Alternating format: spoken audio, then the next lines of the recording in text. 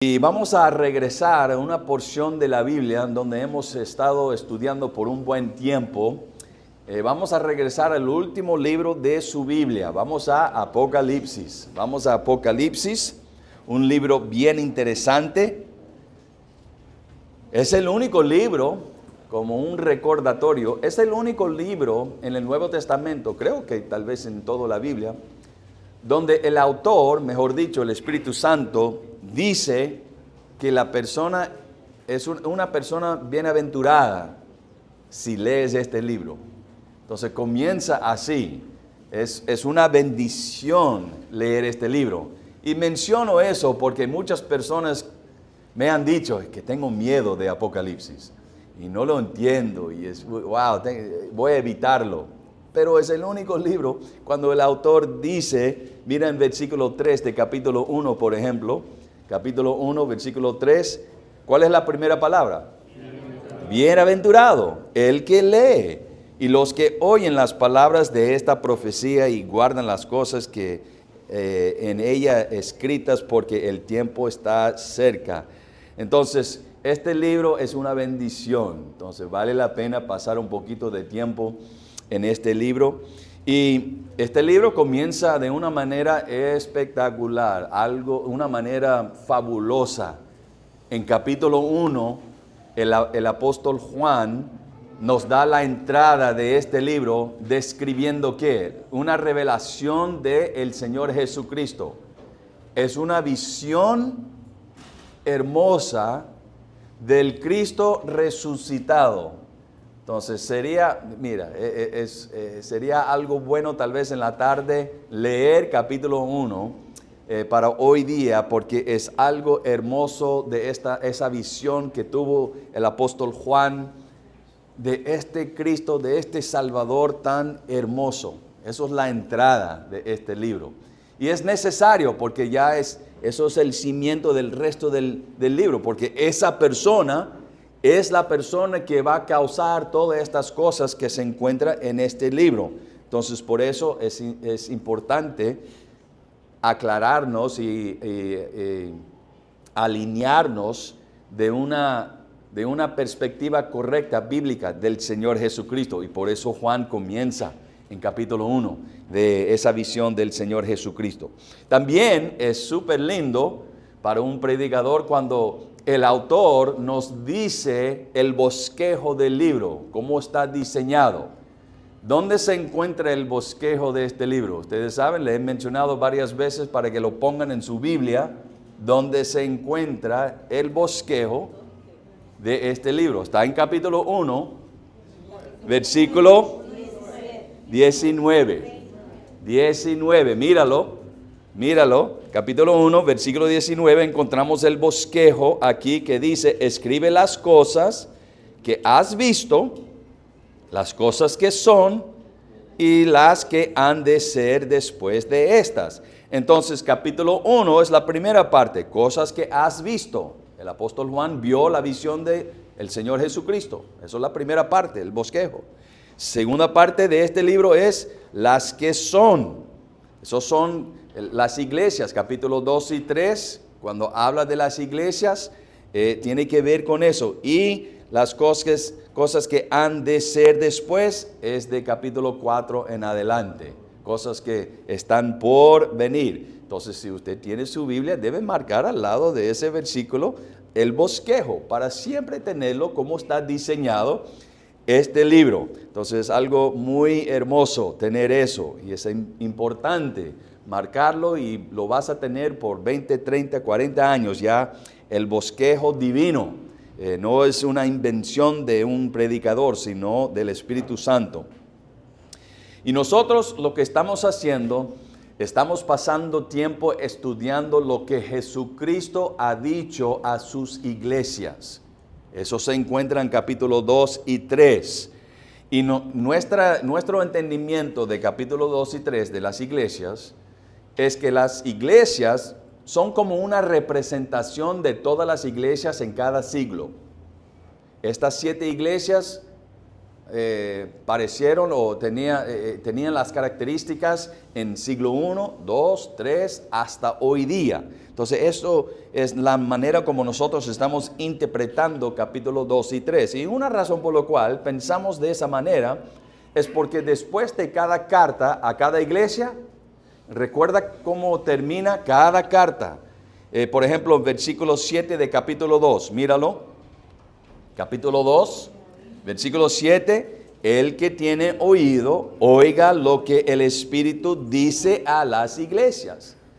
Entonces, en cada siglo hemos tenido creyentes que tienen oídos. Y el mandato es, si tiene oídos, oigan lo que el Espíritu dice a las iglesias. Entonces, estos mensajes son para nosotros también hoy en día. Hoy en día en nuestro mundo existen diferentes iglesias con estas características de la iglesia, la primera de Éfeso, después de Tarsis, etc. Entonces, cada característica de estas iglesias también existen hoy día. Pero ahora estamos ya avanzando al capítulo 3 y vamos a comenzar en esta mañana viendo el mensaje a la iglesia de Filadelfia. Entonces, mira versículo 7, capítulo 1 y versículo 7 dice: escribe al ángel, ya sabemos que está hablando de el pastor, el líder de la iglesia. Escribe al mensajero principal de la iglesia en Filadelfia: esto dice el santo, el verdadero, el que tiene la llave de David, el que abre y ninguno cierra, y cierra y ninguno abre. Yo conozco tus obras. Estamos en versículo 8 ahora. Mire con sus propios ojos. Yo conozco tus obras. He aquí, he puesto delante de ti una puerta abierta, la cual nadie puede cerrar, porque aunque tienes poca fuerza, has guardado mi palabra y no has negado mi nombre. He aquí, yo entrego de la sinagoga de Satanás a los que se dicen ser judíos y no lo son, sino que mienten. He aquí, yo haré que vengan y se postren a tus pies y reconozcan que yo te he amado. ¿Por cuánto? Por cuanto has guardado la palabra de mi paciencia, yo también te guardaré de la hora de la prueba que ha de venir sobre el mundo entero para probar a los que moran sobre la tierra. Versículo 11. He aquí, yo vengo pronto, retén lo que tienes, para que ninguno tome tu corona. Al que venciere, yo lo haré columna en el templo de mi Dios, y nunca más saldrá de ahí. Y escribiré sobre él el nombre de mi Dios y el nombre de la ciudad de mi Dios, la nueva Jerusalén, la cual desciende del cielo, de mi Dios, y mi nombre nuevo. El que tiene oído, oiga lo que el Espíritu dice a las iglesias. Entonces, cada mensaje, ya estamos aprendiendo algo del método de Juan y del Señor Jesucristo. Cada mensaje comienza con una autodescripción del Señor Jesucristo, ¿no es cierto? Y es algo que esa iglesia necesita escuchar. Encaja muy bien con el mensaje para esa iglesia, la descripción del Señor Jesucristo. Y en este caso, dice aquí en versículo 7, míralo otra vez, versículo 7, escribe al ángel de la iglesia en Filadelfia, esto dice, aquí viene, el santo, el verdadero, el que tiene la llave de David, el que abre y ninguno cierra, y cierra y ninguno abre. Entonces, esos son títulos divinos. ¿Qué significa eso? Son títulos de Dios. Por ejemplo, la primera dice aquí, esto dice el, ¿qué dice? El santo. El santo, mira, en Salmo 99, versículo 3, dice esto, escuchen nomás. Alaben tu nombre grande y temible, Él es santo. En versículo 5 del mismo capítulo, exaltad a Jehová nuestro Dios y postraos ante Él, estrado de sus pies, Él es santo. Hablando de Jehová. En versículo 9 del mismo capítulo en Salmos, ahí, exaltad a Jehová nuestro Dios y postraos ante su santo monte, porque Jehová nuestro Dios es santo. Exactamente. Y el Señor Jesucristo está diciendo aquí, dice el santo. El gran profeta Isaías, en capítulo 57 y versículo 15 dice, porque así dijo el alto y el sublime, el que habita la eternidad y cuyo nombre es el santo. Jehová, el santo. Entonces, aquí en este pasaje, en versículo 7, tiene esa descripción. Él es el santo. Mira, nosotros hemos estudiado algunas veces esa palabra santo. Esa palabra santo en realidad no solo significa, yo creo que esto es lo que llega a la mente primeramente en la mente de nosotros cuando escuchamos esa palabra santo. Está hablando de que Jesús nunca pecó. Él es puro, Él es santo. Eso es parte de la definición de la palabra santo, pero en realidad la palabra santo significa separado, distinto, diferente. Entonces, cuando estamos hablando de los atributos de Dios, por ejemplo, se puede poner esa palabra santo en todos los atributos de Dios. Por ejemplo, Dios es sabio. Ok, Él es santo en esa categoría. ¿Qué quiere decir eso? Que Él está en una categoría donde Él solo está en esa categoría. Nadie tiene ese nivel de sabiduría. Él es santo, Él es el único, Él es separado.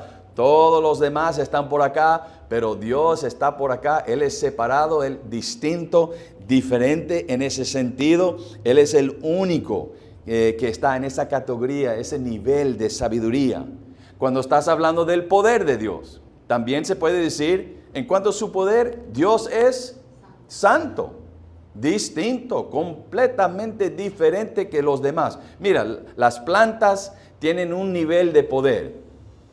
Los animales tienen otro nivel de poder. Los seres humanos tienen otro nivel de poder. Los ángeles tienen otro nivel de poder. Pero Dios, Él es santo.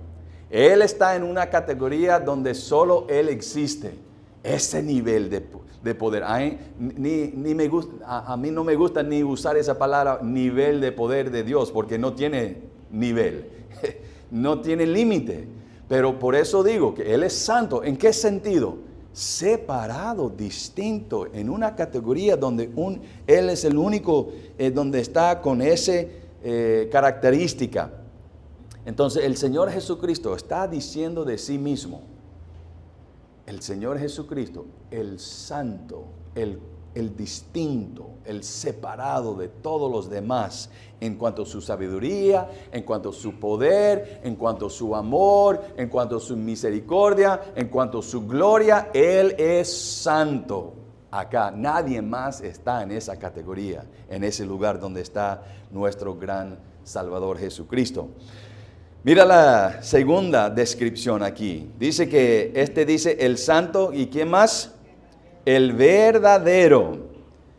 El gran profeta Jeremías dijo en Jeremías 10:10, mas Jehová es el Dios verdadero. El verdadero. Mira, existen un montón de falsos maestros hoy día, ¿no es cierto? Un montón de falsos maestros. Solo tienes que ir a YouTube y vas a encontrar personas diciendo cosas que son antibíblicas. Aún la Biblia nos dice que en los últimos días vendrán muchos en mi nombre diciendo yo soy el Cristo, y a muchos engañarán. Falsos maestros. Eso es una explicación, hermanos, por lo cual existen tantas religiones. Porque Satanás, él es un mentiroso, dijo Jesús. Aún Jesús dijo de Satanás que él es el padre de la mentira. El padre, sí, de todas las mentiras que han salido, él es la persona que ha dado vida a ese tipo de cosas, de las mentiras. Es parte de su naturaleza de Satanás, mentir. Como la naturaleza de un pez es nadar. Naturaleza de un perro, en mi barrio, desafortunadamente, es ladrar, ¿no es cierto? Toda la noche. La naturaleza de Satanás es ¿qué? mentir. La naturaleza de Satanás él no puede decir la verdad. La naturaleza de Satanás es mentir. Entonces, vuelvo a repetir, muchas veces cuando estoy en un taxi o caminando en la calle, alguien me pregunta, ya una vez que saben que soy pastor, me dicen, pastor, ¿por qué existen tantas religiones en el mundo? La explicación es esa. Satanás es el padre de la mentira y él está tratando de engañar a todo el mundo.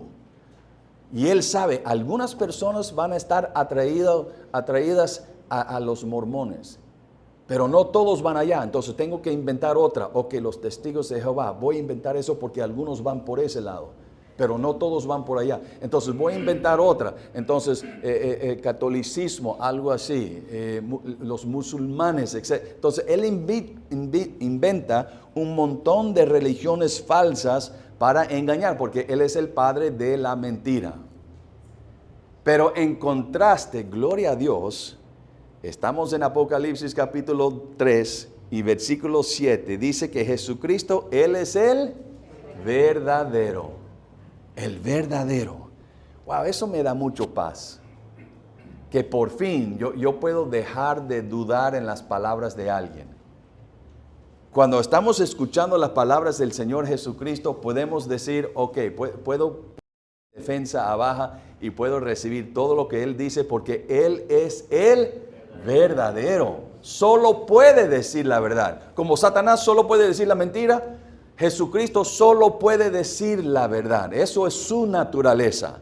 Entonces, gloria a Dios que nosotros tenemos esto. En versículo 6 dice aquí, en el Evangelio de Juan, ustedes conocen este versículo. Jesús dijo, yo soy el camino y la verdad y la vida, y nadie viene al Padre sino por mí. Entonces, gloria a Dios que la búsqueda de encontrar la verdad se terminó con el Señor Jesucristo. Él es la verdad, su palabra es la verdad. Por eso Jesucristo dijo en Juan 17, cuando estaba conversando con su Padre Celestial, en ese capítulo, Jesucristo dijo, santificadlos en tu verdad, tu palabra es verdad. Si estás tratando de buscar la verdad, la Biblia dice, en la palabra de Dios se encuentra la verdad. Tu palabra es verdad. Entonces, Él es el verdadero. Por lo tanto, nosotros podemos confiar en su palabra. ¿Qué más? Mira en versículo 7, Apocalipsis capítulo 3, versículo 7, otra cosa aquí. El que tiene la llave de David, el que abre y ninguno cierra, y cierra y ninguno abre.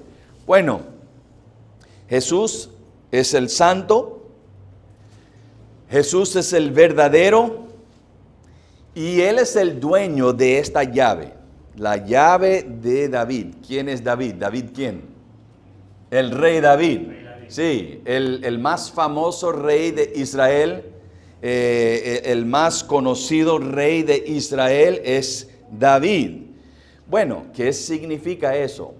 Mire, ustedes espero que estén aprendiendo que el mejor comentario de la Biblia es la Biblia. ¿Sí me explico? Entonces, ¿qué significa la llave de David? Solo ocurre esa frase una vez más en su Biblia. Está en Isaías. Vamos a Isaías capítulo 22.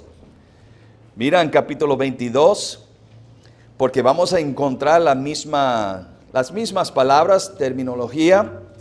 Isaías capítulo 22. Aquí Jerusalén, la ciudad de Jerusalén está siendo atacado básicamente por Dios. Y lo que Dios está haciendo aquí en este momento, Dios está reemplazando al rey Sebna con otra persona, Eliakim. Y en Isaías 22, mira versículo 22.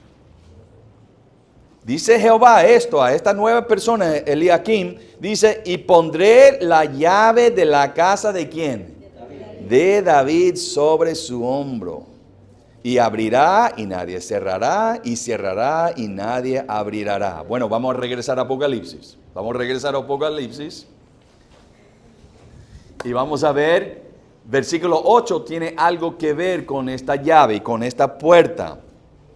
Entonces, obviamente estamos hablando de algo de la linaje de David.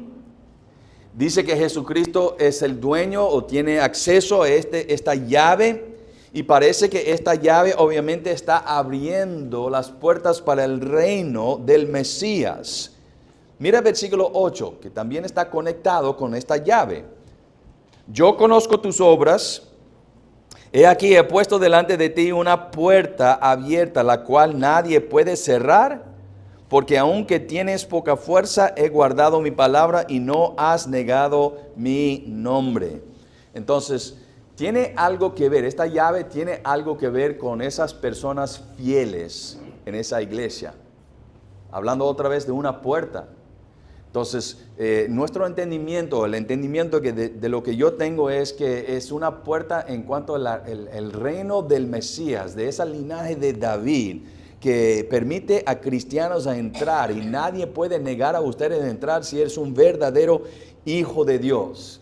Pero hemos encontrado esa frase otra vez en versículo 8. Mira la frase en versículo 8. Dice, yo conozco tus obras. Ya hemos escuchado eso algunas veces, ¿no es cierto? En estos mensajes.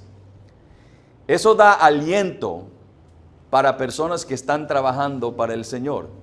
Para personas que no están trabajando mucho para el Señor, tal vez eso causa un poquito de temor. Yo conozco tus obras. El Señor Jesucristo está anotando.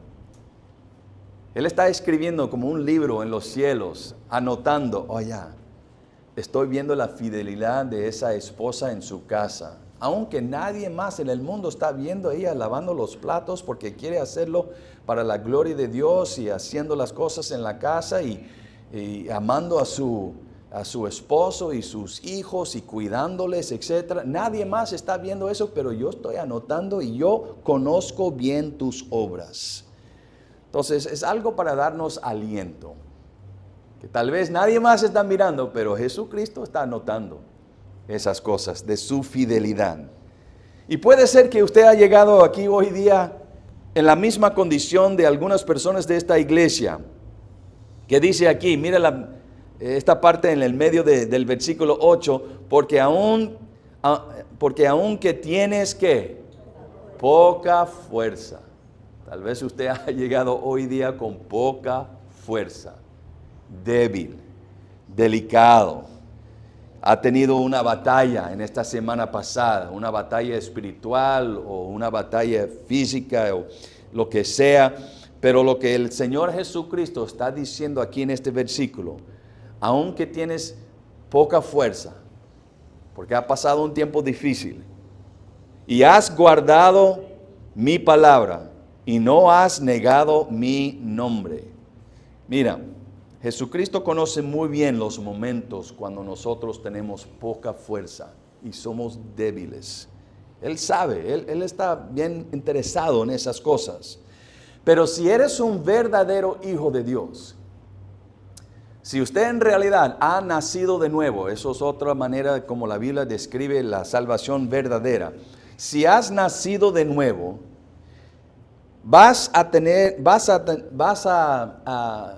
esta misma característica que tienen estos pocos creyentes aquí en esta iglesia. Has guardado mi palabra y no has negado mi nombre. Mira, cuando Jesús dijo eso a las personas de esta iglesia, eso era algo impresionante, porque en ese entonces el emperador de Roma estaba exigiendo a todas personas a negar que Jesús es el Señor y decir que yo, Nerón, soy el Señor. Y si usted está dispuesto a decir eso, puedes vivir. Pero si usted no niega al Señor Jesucristo como Señor, al Coliseo, y vamos a dejar a los leones a salir, o le vamos a quemar mientras que estén vivos.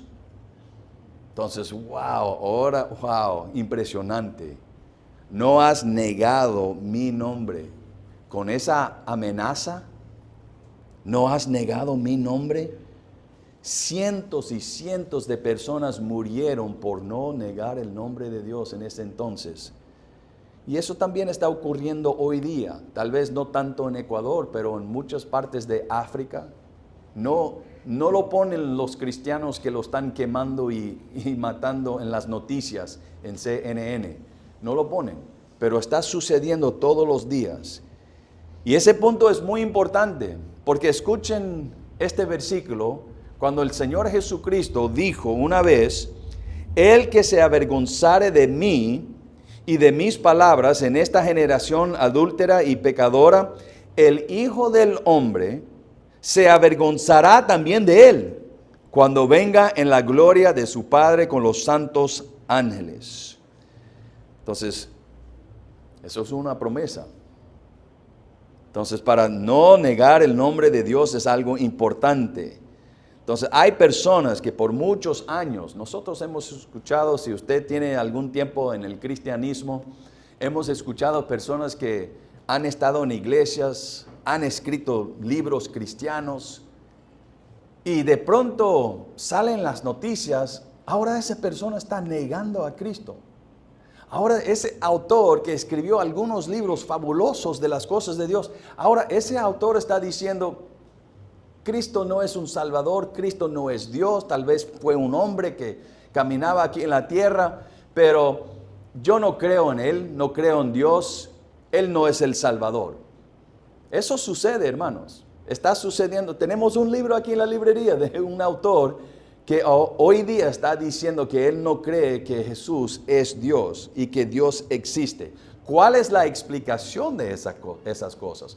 Vamos a 1 de Juan, está en Apocalipsis, 2 o 3 libros antes de Apocalipsis, es el librito de 1 de Juan, y le voy a mostrar la explicación divina, la explicación de Dios, la explicación bíblica.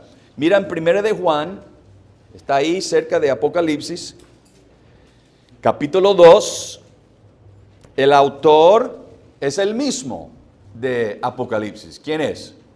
Juan. El apóstol Juan está escribiendo también, obviamente, tiene el nombre en el título del libro. Mira capítulo 2, ¿cuál es la explicación de las personas que eran líderes de los jóvenes en una iglesia? Susi conoce una persona que era líder en su iglesia en los Estados Unidos por años. Hoy día dice que Dios no existe.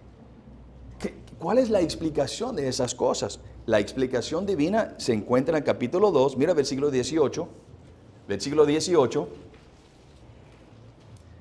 Hijitos, versículo 18 de capítulo 2. Hijitos, ya es el último tiempo y según vosotros oísteis que el anticristo viene, así ahora han surgido muchos anticristos, esas características.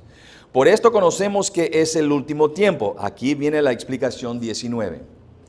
Salieron, esas personas salieron de nosotros, pero ¿qué? No eran de nosotros, porque si hubiesen sido de nosotros, verdaderos creyentes, habrían permanecido con nosotros. ¿Pero qué pasó? Pero salieron para que se manifestase que no todos son de nosotros. Entonces me da un poquito de miedo ese versículo. Eso quiere decir que tal vez en esta iglesia en realidad no son de vosotros, no son verdaderos creyentes. Sí, de sus labios pueden decir cosas hermosas, pueden llevar su Biblia a la iglesia, tienen las respuestas perfectas cuando uno le pregunta de las cosas de Dios. Pero de muy pronto, si vendrá persecución, negarán al Señor Jesucristo. Él no es el Señor. Él no es el único Salvador. Entonces, muchas personas que han tomado ese camino, obviamente nunca fueron parte de la familia de Dios. No recibieron a Cristo de una manera verdadera, genuina. Era una estafa toda su vida. Pero el Señor Jesucristo, vamos a regresar a Apocalipsis capítulo 3, el Señor Jesucristo está elogiando a este pequeño grupo de verdaderos creyentes en Filadelfia, en este pueblo.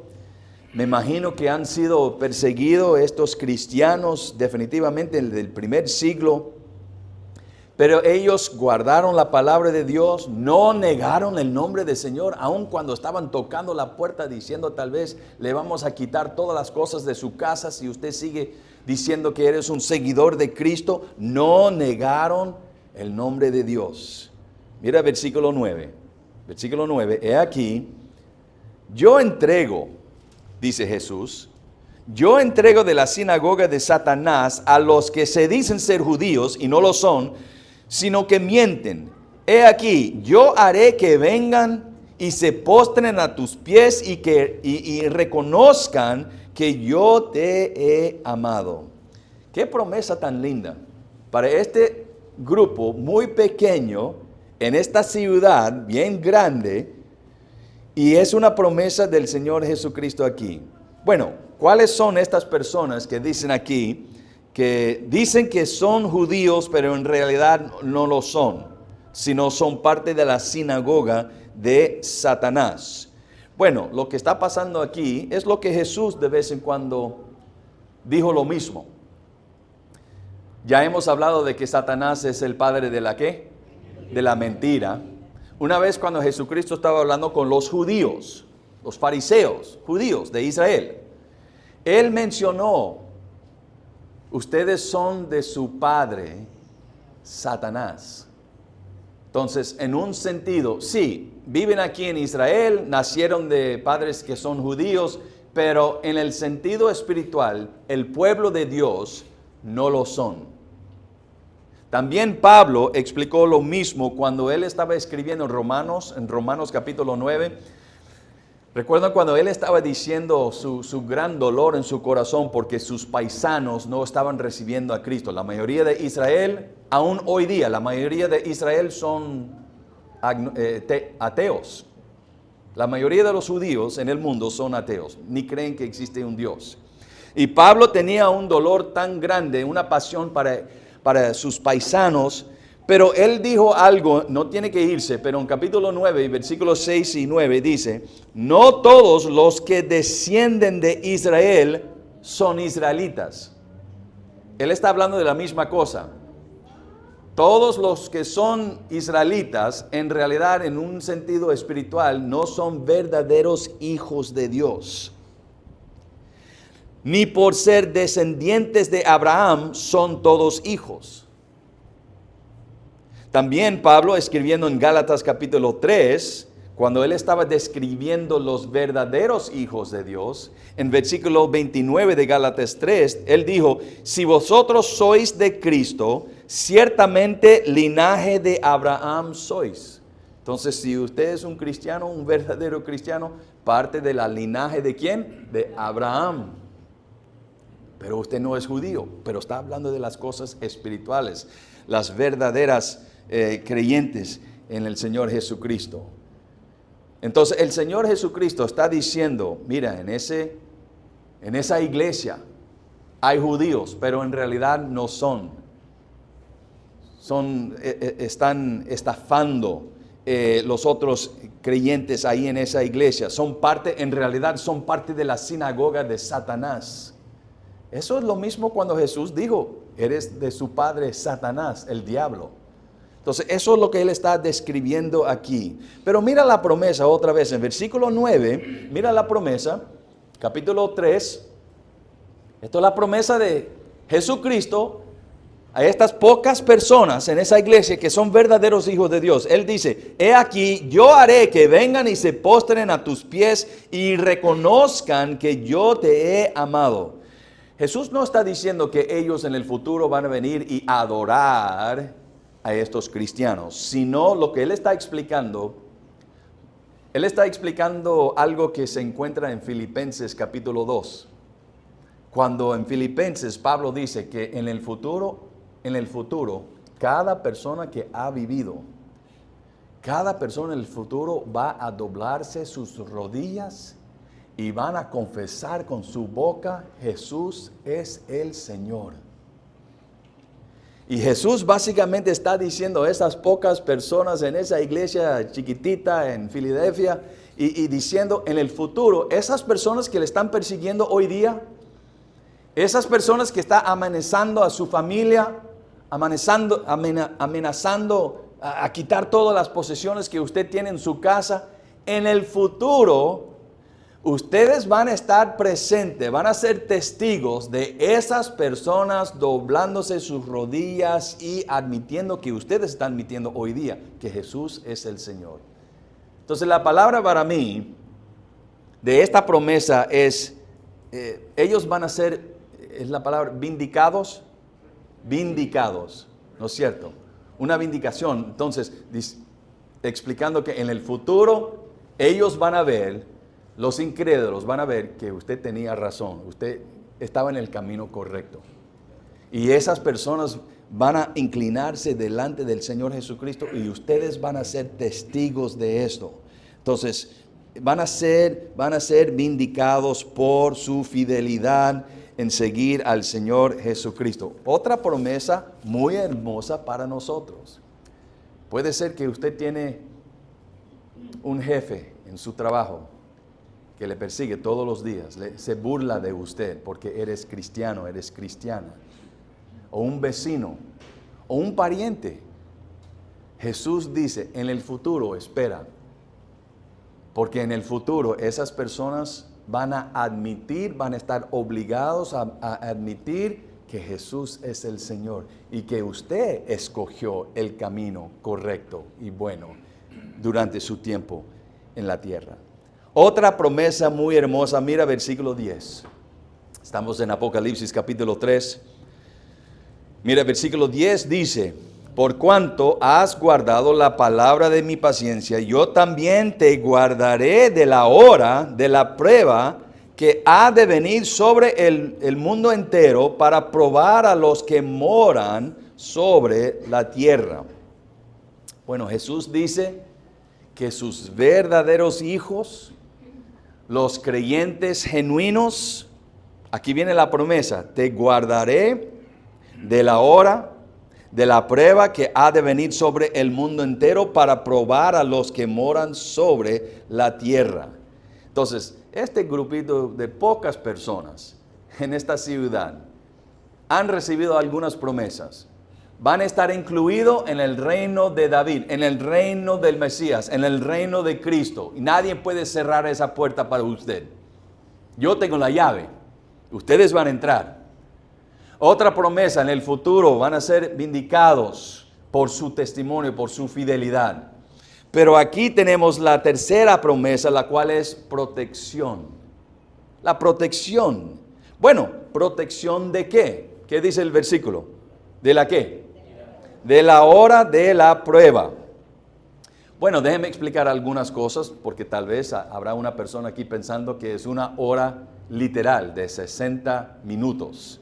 Pero no, está utilizando una frase que encontramos en muchas partes de la Biblia cuando la palabra hora está hablando de un periodo de tiempo.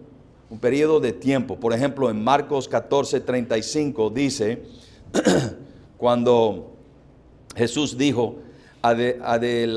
adelantándose un poco, se postró en tierra y oraba que si fuera posible pasara de él aquella hora. No estaba hablando de 60 minutos, está hablando de su siendo arrestado durante el tiempo frente de Pilato, y la crucifixión, la muerte, etc. También en Juan capítulo 8, cuando trataron de coger al Señor Jesucristo antes de que era el momento, dice un versículo en Juan 8, nadie lo prendió porque todavía no había llegado su hora. No está hablando de 60 minutos, está hablando de un periodo de tiempo en el futuro que era mucho más que 60 minutos. Entonces la hora en versículo 10 de Apocalipsis capítulo 3 es un periodo de tiempo, un periodo específico. Y también la hora es caracterizada en versículo 10 como una prueba, de la hora de la prueba. Entonces, ¿qué tipo de prueba? Mira el versículo otra vez, versículo 10, capítulo 3, versículo 10, de la hora de la prueba que ha de venir sobre el mundo entero para probar a los que moran sobre la tierra. Entonces, esa frase, los que moran sobre la tierra, ocurre 6 veces más en Apocalipsis. Y en cada vez, si usted desea hacer un estudio de esa frase, se puede hacer y va a encontrar que cada vez que habla con esa frase, usa esa frase, está hablando de personas que no tienen Cristo como su Salvador. Está hablando de las personas en la tierra que son incrédulos. Entonces, no son parte de la familia de Dios. Entonces, la promesa del Señor Jesucristo aquí en versículo 10 es que Él va a guardar a los creyentes de este momento de prueba en la tierra que va a experimentar solo los incrédulos al inicio. Es una prueba de 7 años. ¿Cómo se llama esa prueba?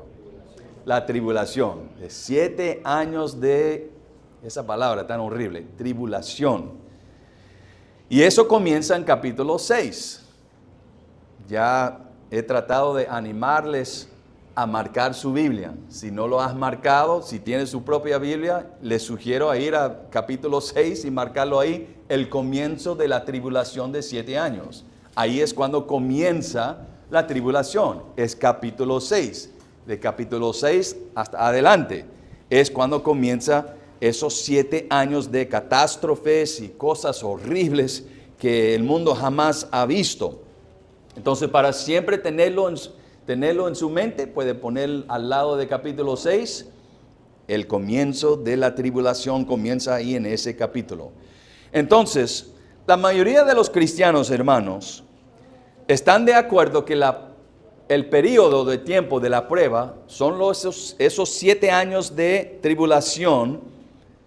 Pero esta promesa, cuando Jesús dijo, yo también te guardaré de la hora de la prueba, ¿qué significa exactamente eso?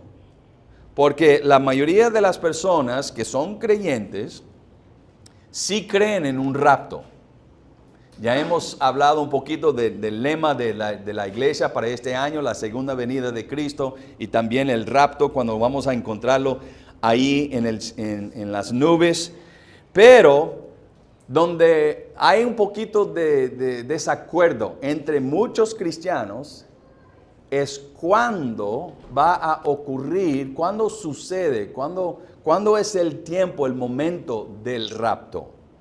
Porque algunos enseñan que el rapto, por ejemplo, no va a ocurrir o va a ocurrir después de los 7 años de tribulación. Personas que creen en eso, ese punto de vista es punto de vista post-tribulacional del rapto. La palabra post quiere decir después, ¿no es cierto? Entonces, después de los 7 años de tribulación, ahí es el rapto y también regresamos inmediatamente con Cristo aquí a la tierra. Eso es lo que algunos piensan, que cuando Jesús dice en este versículo, te guardaré de la hora de la prueba, eso quiere decir, vamos a tener que atravesar ese tiempo de los 7 años. Van a vivir durante de ese tiempo aquí en la tierra, pero te voy a proteger de esa prueba. Y después de los 7 años ya viene Cristo en el rapto. Otros, mira, hay libros grandotes de estas explicaciones. Otros creen que el rapto va a ocurrir en el medio de los 7 años, después de 3 años y medio.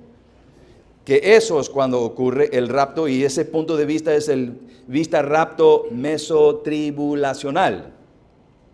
Y otros dicen, no sucede después de los 7 años o en medio de los 7 años, sino antes. Esa posición es nuestra posición y esa palabra es pretribulacional, antes de los 7 años. Entonces, ¿cuál es la correcta? ¿Quién tiene razón en cuanto a su punto de vista? Bueno, mira otra vez versículo 10, porque hay una palabra pequeñita, pero es súper clave para el entendimiento de su posición. En versículo 10 dice, yo también te guardaré, ¿qué? La palabra de. Solo la palabra de. Es la palabra griega ek. Es la palabra ek. Ahí es donde está el debate. De todos estos libros, de estos 3 puntos de vista, es con esa palabra de la hora de la prueba. Entonces, los que piensan que el rapto ocurre después de los 7 años, ellos miran esa palabra de y ellos dicen, esa palabra de quiere decir a través de, durante. Durante los 7 años, esa palabra de significa durante ese tiempo, cuando los cristianos van a estar aquí en la tierra, yo te voy a proteger durante de esa prueba. Déjame darle algunas estadísticas en cuanto a esa palabra de. Ocurre más que 900 veces en el Nuevo Testamento. Esa palabra pequeñita, E y K, 900 veces en el Nuevo Testamento. Y solo ocurre 2 veces cuando los traductores han traducido esa palabra durante o a través de. Pero más que 900 veces ocurre esta palabra, pero tiene el significado de fuera de esa prueba. Entonces, nuestro punto de vista, lo cual es pretribulacional, es que viene antes. Nosotros vamos a seguir con los 900 casos, que quiere decir fuera de. Entonces, nosotros tenemos el entendimiento de que esta promesa es que el Señor Jesucristo está diciendo, te voy a sacar del mundo, fuera del mundo, porque no van a pasar durante ese tiempo, no van a estar en la tierra durante ese tiempo de la prueba. Y recuerda que dice que Él nos guardará de la hora de la prueba. No dice nos guardará de la prueba durante el tiempo aquí en la tierra cuando existe la prueba. No, te voy a guardar aún de ese periodo de tiempo, te voy a sacar. Entonces eso encaja mucho mejor con el rapto ocurriendo antes de la tribulación. Entonces también por el orden. ¿Recuerdan cuando nosotros estudiamos aquí este tema de la segunda venida de Cristo y el rapto de Cristo? Estudiamos mucho ese libro de 1 Tesalonicenses 4. Ahí es donde se encuentra toda la información en cuanto al rapto. En 1 Tesalonicenses 4. En capítulo 5, Pablo comienza a hablar de la tribulación. Entonces, solo con el orden, capítulo 4, rapto, capítulo 5, tribulación. Y aún en capítulo 5, déjeme leerlo nomás, en versículo 9 de 1 Tesalonicenses 5:9 dice, porque no nos ha destinado Dios para ira, sino para obtener salvación por medio de nuestro Señor Jesucristo. Y el tema que está en capítulo 5 de 1 Tesalonicenses 5 es la tribulación. Y Pablo dice, ustedes no están destinados para esa ira de Dios que Él va a derramar encima del mundo en ese momento. Entonces nosotros pensamos que esa palabra pequeña de significa fuera de. Te voy a guardar fuera de la hora, todo el periodo de ese tiempo, no solo de la prueba, no solo le voy a proteger de la prueba, no, te voy a sacar del mundo. Y recuerda que también, hermanos, que la prueba es para quién. Para personas que moran en el mundo, y en cada caso que se encuentra esa frase en Apocalipsis, está hablando de los incrédulos, no los creyentes. Y otra evidencia es que después de estos capítulos 2 y 3, no se encuentra la palabra iglesia. En capítulos 2 y 3 se encuentra iglesia, y no se encuentra otra vez la palabra iglesia en el resto del libro. ¿Y en cuál capítulo comienza la tribulación? 6. En capítulo 6, y no se encuentra la palabra iglesia, pero un montón de veces aquí en capítulo 2 y 3. Entonces, otra evidencia de que nosotros también podemos recibir esa promesa. Gloria a Dios, No nos toca a nosotros, los verdaderos creyentes, a pasar ese tiempo tan difícil, tan horrible que vendrá en el futuro, de catástrofes que jamás ha sucedido en este mundo. La Biblia dice que va a ser el tiempo más horrible que ha pasado en este mundo, peor que los días de Noé. Eso fue un tiempo difícil y duro. Dice, peor que esos días. Pero gloria a Dios, tenemos esta promesa. Yo te guardaré de la hora de esa prueba para los incrédulos del mundo. Entonces el rapto es, ¿recuerda la palabra inminente? ¿Qué significa la palabra inminente? Que puede suceder en cualquier momento, en 3 segundos o en 3,000 años. Pero es inminente, puede suceder en cualquier momento. Entonces, hermanos, estas promesas que tenemos aquí en esta carta del santo, del verdadero, la persona que tiene la llave de David, que abre la puerta. Nadie puede cerrar esa puerta. Si eres un verdadero hijo de Dios, usted puede pasar adelante. Entonces, estamos incluidos en el reino de Cristo. Eso es la promesa. También en el futuro, las personas que se han burlado de usted, de su religión, de su Cristo, de ser un santito, etc. Bueno, parte del deseo de Dios es para darle a usted esa satisfacción en el futuro, ver a esas personas arrodillándose y diciendo, Él es el Señor. Ya estoy admitiendo eso. Entonces, Jesucristo nos ha dado esa promesa. Y la última es, yo te guardaré de la hora de este tiempo venidero que comienza en capítulo 6, un tiempo horrible. Te prometo, te voy a sacar fuera del mundo y estarás conmigo por toda la eternidad. Lindas promesas, ¿no es cierto? Amén.